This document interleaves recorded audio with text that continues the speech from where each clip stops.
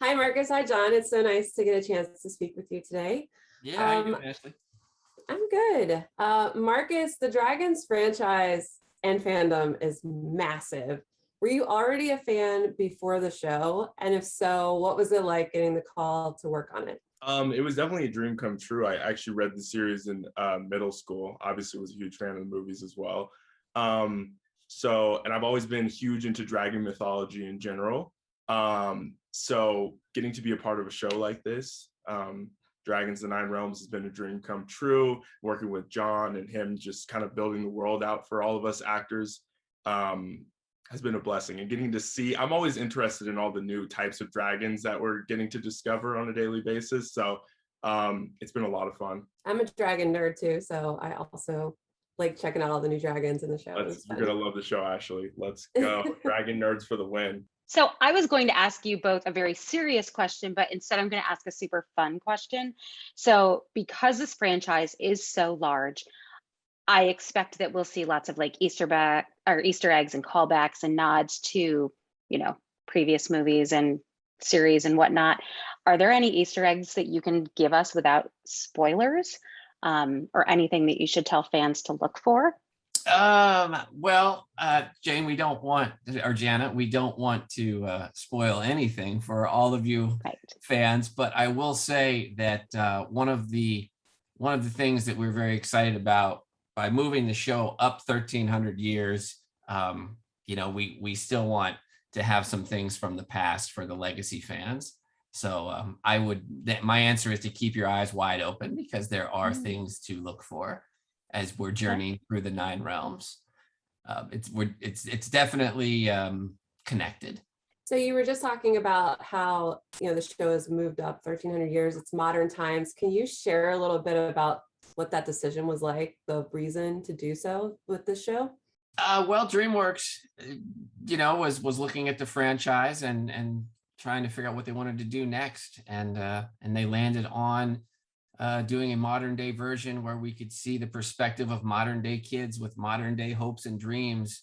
I think that we all felt like it would be an interesting journey for modern day kids to meet and bond with dragons. And it allows us to tell some stories about climate change and about animal rights and these types of things that weren't as important to Vikings, but are important to the youth of today.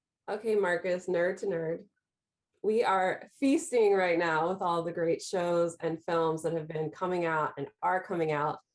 Other than Nine Realms, because obviously that's your number one, what are you most hyped about as a fan? Oh, wow. As a fan. Oh, man. Whew. I mean, obviously Nine Realms I'm ready for. I'm so excited to see it. No, that's number one. I know. Come on, man. I gotta. We're here for a reason. I'm super pumped for Nine Realms. I'm trying to think of some other stuff that I'm excited for. New season of Demon Slayer. I'm hyped for. That's gonna be dope. Yeah, that's all. I'll drop that right there. There you go. Okay, so Demon Slayer. That's not necessarily what I would have expected, but yeah, we'll go with it. So favorite children. I know it's so hard to choose one. But if you had to have a favorite dragon, which dragon would it be? I mean, I think Marcus, I know who your favorite dragon is. We already know. But is it though? My favorite dragon, I can't unveil yet. Like right now, it's definitely Plowhorn is my girl. That's my girlie. Like I love her so much. And she reminds me so much of my dog Odin that I have in real life, IRL. Just like sort of this big brutish sweetheart who's just like super loving, but at the same time gets the business done. But my favorite dragon is yet to come. So I'm excited for you guys to watch the show. Yeah. And I mean, I've spent a lot of time in the Dragons universe. I was on Race to the Edge and I rode on Rescue Riders and now I'm on the Nine Realms. And I gotta say, Thunder, who is, our dragon, our main hero dragon in the show, I've really grown to love. I think that the legacy fans, I think the new fans are going to love Thunder, and I think the legacy fans are going to be surprised at how much personality and how much love comes out of Thunder. I know that he's going to be held up against Toothless because there's no way Legacy fans aren't going to do that. But I think Thunder's got a shot at winning him over. I think so too. But I'm really excited to see this new dragon. Yes, there are definitely. How many episodes do I have to wait? We can't say. Can't say. We gotta wait Dang for I tried. So filming can be a challenge during these days with everything that's going on. The cast, though, seems to come across like you guys had great chemistry. Were you able to work together at all, maybe just on Zoom, to try to kind of build those relationships? Initially we had a meeting together, and we're able to do like one recording session. And from that, I feel like I gleaned a lot of personality traits and kind of how everybody operates. But luckily we have, through the means of technology, we have Zoom and all those sorts of things. And we have amazing voiceover booth directors and talented producers and writers and stuff who can kind of illustrate that through the writing, and even just telling us and informing us of how other people are kind of doing their thing. So I think we're just very fortunate to be able to vibe on that level, and that initial meeting really helped too, because it's been difficult, so yeah. I mean, it has been hard, Ashley. I will say that COVID hit right as our show was really getting like ramping up into production, and I'm used to being, I'm a in-person kind of a creative. I like to shake hands, and I feel like when you're in the same room with people, you're able to, like Marcus said, you're able to vibe and you're able to do a lot. And so it has been a challenge, but everybody on the crew, I think, rose to the occasion, and we were able to get over those obstacles. And so I'm very proud of all the work that the crew has done to pull everyone together. Well, from what I've seen, it turned out phenomenal. So thank you. That's great. Thank you. So Marcus, you have done a fair amount of work, both as a TV and film actor and doing voice work. Do you have a preference for one or the other, and why? Honestly, I don't think I have a preference. On different days, I definitely prefer different things. I feel like voiceover is very fun. I just get to go in the booth. I got my boy John there. I got Mary, the director, there. We're having a good time. We're vibing.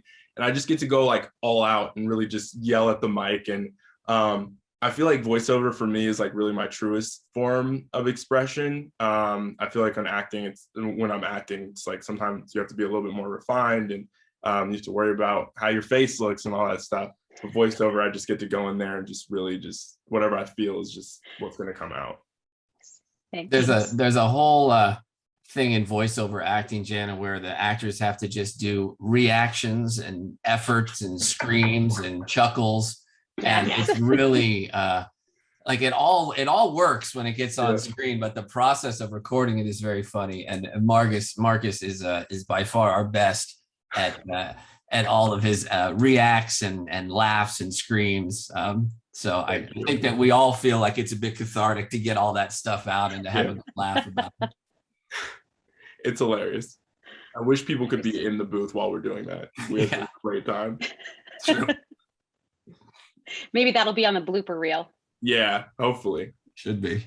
Gotta talk to the higher ups. Do you have favorite moments from the show that you can tell us without it being a spoiler? Because I know that you can't tell us your favorite dragon, but I'm hoping maybe you have a favorite moment from the show that doesn't include a dragon that can't be named yet. Okay, I'll do my best to not spoil. And I think one of my favorites is D'Angelo's introduction, I would say. Just starting right at the beginning, playing it safe. But D'Angelo's introduction is kind of I don't know, it's kind of beautiful in a way, because he's this kid who's like always been on the go, like John has said. All of our main dragon riders have been on the move their entire lives, and like have never really been able to establish a home. And just getting to see him and getting to create that moment where he really unites and he finds his people, and he finds his love of dragons and whatnot. I was gonna say animals in general. Do dragons count as animals? I would say animals. You know, I'll include them. John's shaking his head. Yes, no, kind of. Well, But you know, insofar as we tell, you know, themes of you know, protecting animals and yeah, so, yeah, I mean, technically, yes, but they're yeah. majestic animals. Majestic. Yes. But yeah, that moment, getting to create that was kind of a beautiful thing. It really touched me. Honestly, I've lived in Los Angeles my entire life, so I couldn't relate to that. But getting to step into those shoes, and kind of feel what it felt like to be on the move and always not knowing who were your friends and having to figure yourself out was some themes that I kind of related to. So yeah, it was really cool stepping into those shoes and getting to record that moment, that initial meeting where the our dragon club, our little gang is formed. Yeah, and I would say that my favorite moments are when the kids you know, meet their dragons.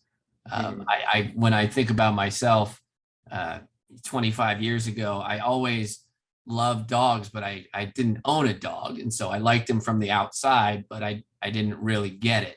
And then when I got my first dog and actually bonded and connected, and then could speak the language, you know, you learn the language of the dog once you own one, and all of a sudden I felt like I could communicate with every dog because I had figured out how it worked. And so we play on those types of themes as the kids meet the dragons for the first time and come together. And I just think that those moments are always pull on the heartstrings a little bit as you're learning the language of dragons. Thank you.